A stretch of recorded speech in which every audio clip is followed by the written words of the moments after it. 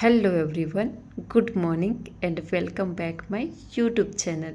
और उम्मीद करती हूँ आप सभी स्वस्थ होंगे, मस्त होंगे और अपने अपने कामों पे व्यस्त भी होंगे। मैं तो अपना काम स्टार्ट कर ली हूँ और आज बनाने जा रही हूँ मैं बहुत ही प्यारी सी ब्लाउज जो है जिम्मीचू फैब्रिक पे, जिसका मेज़रमेंट चार्ट आप मेरी स्क्रीन पे देख सकते हो। ये सारे मेज़रमेंट मैंने बॉडी से लिए हुए हैं और ये सारे मेज़रमेंट ब्लाउज़ के लिए मस्ट है।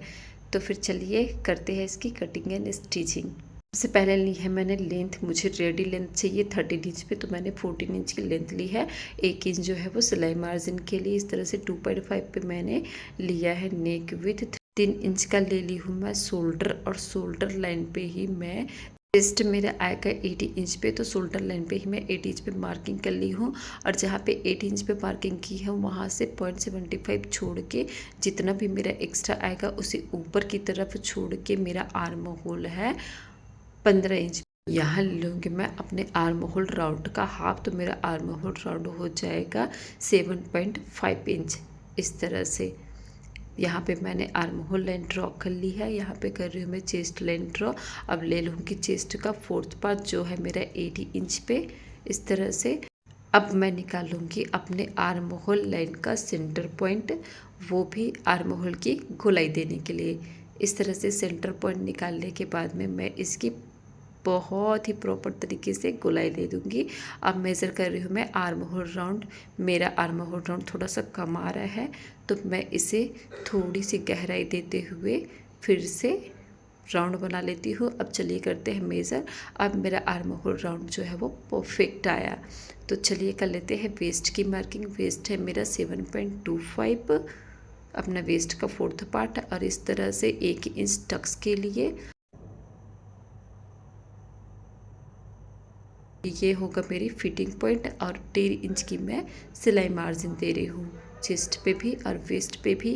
और ये है मेरा ब्लाउज़ का बैक पार्ट। इस तरह से अब नेक विथ रख रही हूँ मैं यहाँ पे।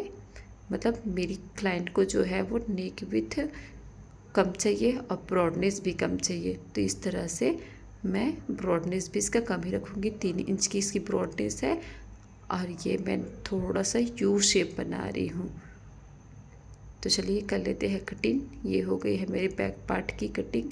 अब इस तरह से मैं नॉचेस लगा लूँगी फिटिंग वाले पॉइंट पे। अब चलिए करते हैं फ्रंट पार्ट की कटिंग, जिसके लिए मैंने जो भी अपने किनारे वाला पार्ट रहता है उसको निकाल लूँगी। अब यहाँ पे कर रही हूँ हाफ इंच की एक्स्ट्रा मार्किंग। ये जो है हमें एक्स्ट्रा लेंगे। अब यहाँ पे कर रही हूँ मैं 14 इंच अपनी जो लेंथ है उसकी मार्किंग। स्ट्रेट लाइन ड्रॉ कर लेंगे। अब इस तरह से 2.5 पे लूँगी मैं नेक और 3 में लूँगी मैं शोल्डर 3 इंचेस पे। के बाद चलिए निकालते हैं आर्म होल, और जिसके लिए मैं यहाँ पे कर लूँगी 80 इंच पे मार्किंग, जो कि मेरा चेस्ट का फोर्थ पार्ट है। 80 इंच यहाँ पे मार्किंग करने के बाद में इस तरह से 0.75 निकाल देना है मुझे।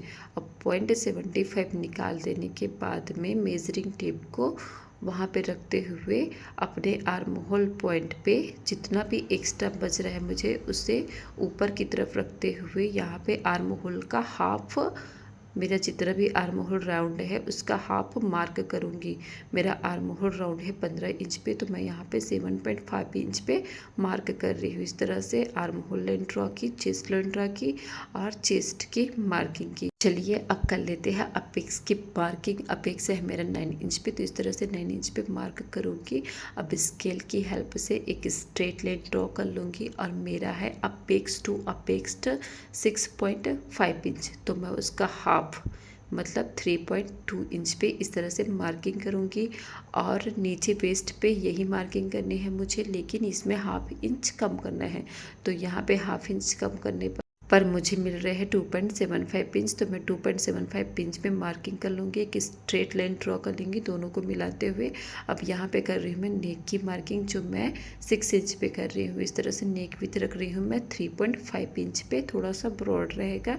अब इस तरह से राउंड शेप दे रही हूँ। इसमें ले लूँगी मैं सेंटर आर्म होल की गोलाई देने के लिए। अब यहाँ पे वेस्ट पे जहाँ पे हमने मार्किंग की थी यहाँ पे प्रिंसेस कट के शेप बनाने के लिए इस तरह से मैं मार्क कर रही हूँ 1 इंच के डिस्टेंस में। अब ये लंबाई ले लूँगी मैं 2 इंच पे, 2 इंच रहेगी इसकी लंबाई।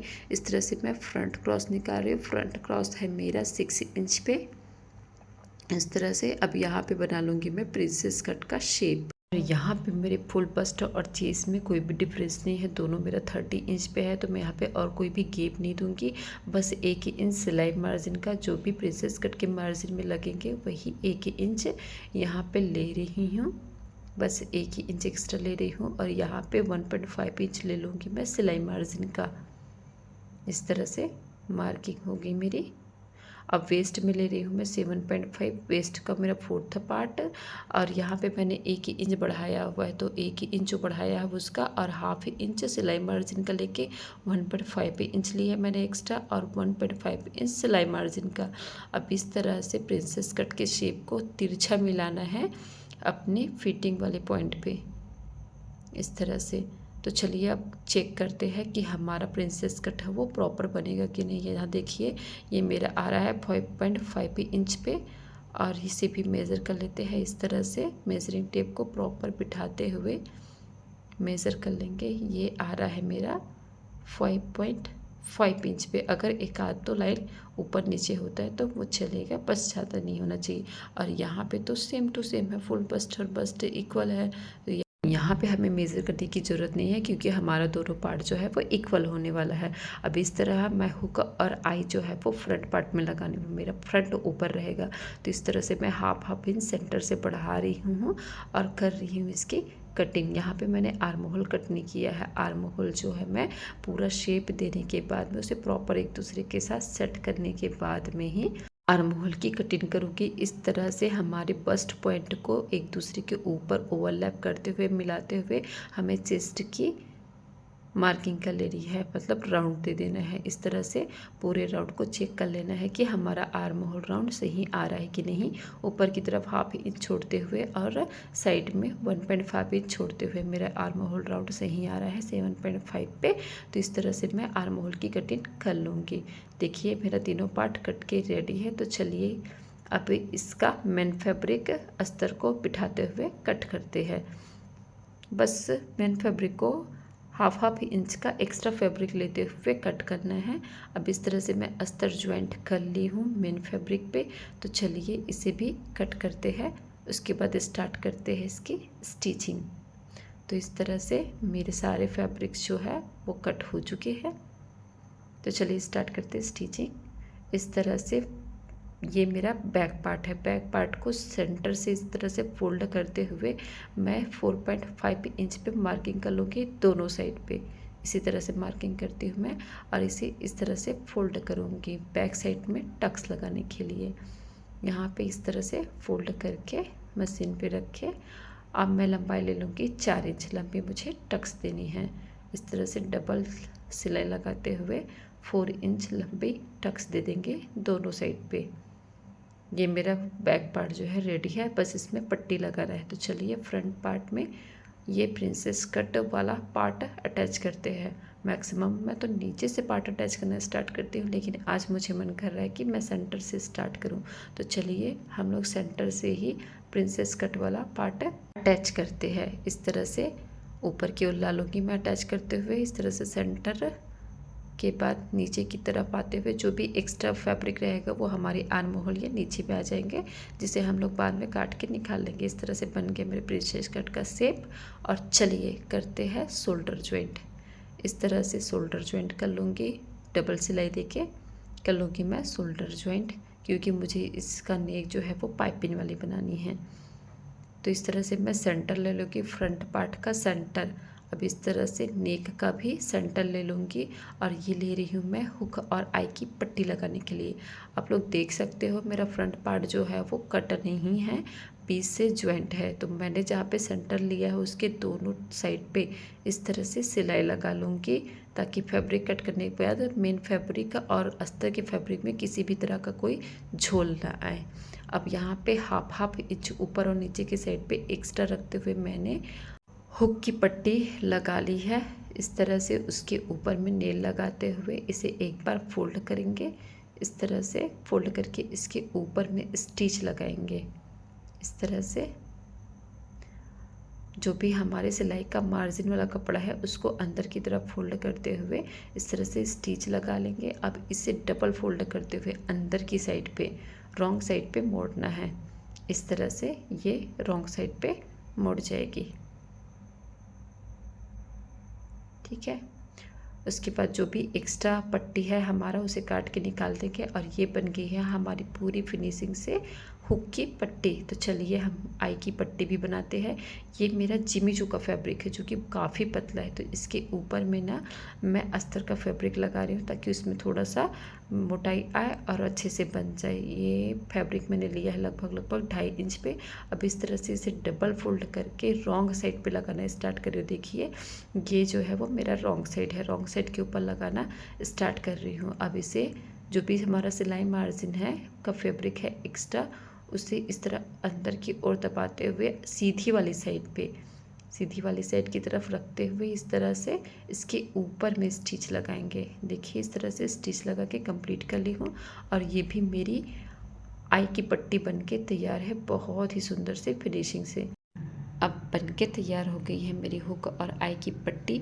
तो चलिए हम कमर फोल्ड करते हैं, जिसके लिए मैंने 2 इंच चौड़ी पट्टी ले ली है और मैं लगाना स्टार्ट कर रही हूँ पट्टियाँ बैक साइड पे। इस तरह से पट्टी को सीधे साइड पे रखते हुए इस तरह से हाफ इंच का मार्जिन देते हुए पूरे कमर पे पट्टियाँ लगा लेंगे। उसके बाद पट्टी वाले फैब्रिक पे इस तरह से नेल लगाते हुए उसे सिंगल फोल्ड करेंगे और इसके ऊपर में हम लोग स्टिच लगा लेंगे।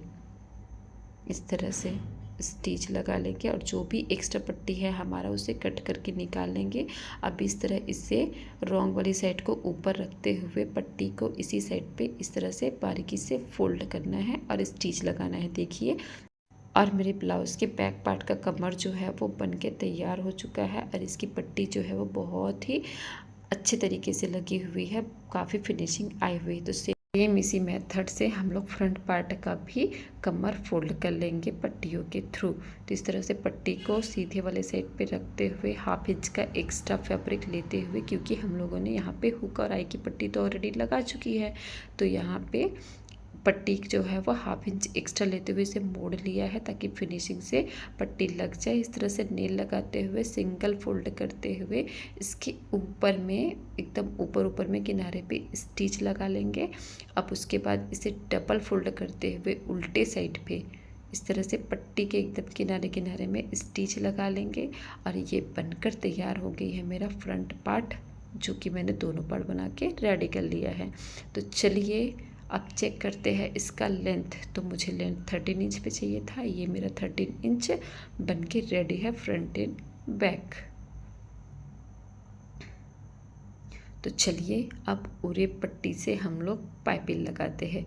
इस तरह से उरे पट्टी को बराबर करके मैं पाइपिंग लगाना स्टार्ट कर रही हूँ। इस तरह से लॉक लगा के मैं उरे पट्टी को प्रॉपर हल्के हाथों से खींचना नहीं है, बस हल्के हाथों से लगाते हुए पूरे नेक में लगा लूँगी और जो भी मेरे एक्स्ट्रा उरेब की पट्टी है उसे कट कर लूँगी। और जो भी मेरा सिलाई मार्जिन में एक्स्ट्रा फैब्रिक है उसको इस तरह से कट कर लेंगे। उसके बाद इस तरह से हमारी पट्टी को, उरेब वाली पट्टी को फोल्ड करते हुए मुझे बस बहुत ही पतली सी पाइपिंग बनानी है। इस तरह से हमारी सिलाई जो है वो दोनों के मेन फैब्रिक और पाइपिंग के बीच में पड़नी चाहिए। पाइपिंग में बिल्कुल भी हमारी सिलाई नहीं आनी चाहिए। इस तरह से लॉक लगाते हुए मेरा पाइपिंग जो है वो कंप्लीट हो चुका है। तो चलिए यहाँ पे पिन लगा देते हैं। फिर चलिए करते हैं स्लीव स्ट्रेट, जिसके लिए मैंने आर्म होल पे 1.5 इंच पे मार्किंग कर ली है। 1.5 इंच जो है वो मेरा सिलाई मार्जिन है, तो उसको छोड़ के इस तरह से जहाँ पे मैंने मार्किंग की है उसको और सेंटर को मिलाते हुए मैं उसका भी सेंटर निकाल लूँगी इस तरह से। और ये सेंटर मैं इसलिए निकाल रही हूँ क्योंकि मैं यहाँ पे बना रही हूँ पफ स्लीव, तो पफ्स बनाने के लिए मुझे इस तरह से सेंटर निकालना पड़ेगा। तो मैं फ्रंट पार्ट का भी सेंटर निकाल लूँगी और बैक पार्ट का भी सेंटर निकाल लूँगी। यहाँ पे भी मैंने 1.5 इंच पे मार्किंग कर ली है और सेंटर और 1.5 इंच पे जहाँ पे मैंने मार्किंग की है उसको मिलाते हुए मैं इसका सेंटर भी निकाल लूँगी। इस तरह से इसका सेंटर निकल गया है। तो फिर चलिए स्लीव्स जॉइंट करते हैं। स्लीव जॉइंट जो है वो मार्जिन वाली साइड से किनारे वाली साइड से लगाना स्टार्ट करूँगी और ये मैं लगाऊंगी जहाँ पे हमने सेंटर की मार्किंग की है सिर्फ वहीं तक। अब दूसरी वाली साइड से भी सेम ऐसी सिलाई लगाऊंगी, बस जहाँ पे हमने सेंटर की मार्किंग की है सिर्फ वहीं तक। तो फिर चलिए अब निकाल लेती हूँ मैं अपने स्लीव्स का सेंटर। इस तरह से सेंटर टू सेंटर मिलाते हुए यहाँ पे मशीन पे मैं रख लूँगी, अपने जॉइंट लगाना स्टार्ट कर रही हूँ। इस तरह से गैदर्स बना रही हूँ मैं, और ये गैदर्स मैं उल्टी साइड पे बना रही हूँ, इसीलिए वो गैदर्स का मुंह मैं पीछे की तरफ रखी हूँ और सीधे साइड पे गैदर्स का मुंह जो है वो सामने की तरफ आएगा। इस तरह से 3-3 गैदर्स बना रही हूँ मैं। देखिए 3-3 गैदर्स बना ली है मैंने, और ये एक साइड का गैदर्स बन के कंप्लीट है। इसको जहाँ तक सेंटर हम लोग सिलाई लगाए थे वहाँ तक लाके रेडी कर लेंगे। अब दूसरे साइड पे सेम सेंटर पे मशीन रखते हुए फिर सेम गैदर्स बना रही हूँ मैं। रॉन्ग साइड है इसीलिए इसका मुंह रख रही हूँ मैं पीछे की साइड पे, फ्रंट पे इसका मुंह सामने की साइड पे आएगा। इस तरह से 3 गैदर्स यहाँ पे भी बन रहे हैं।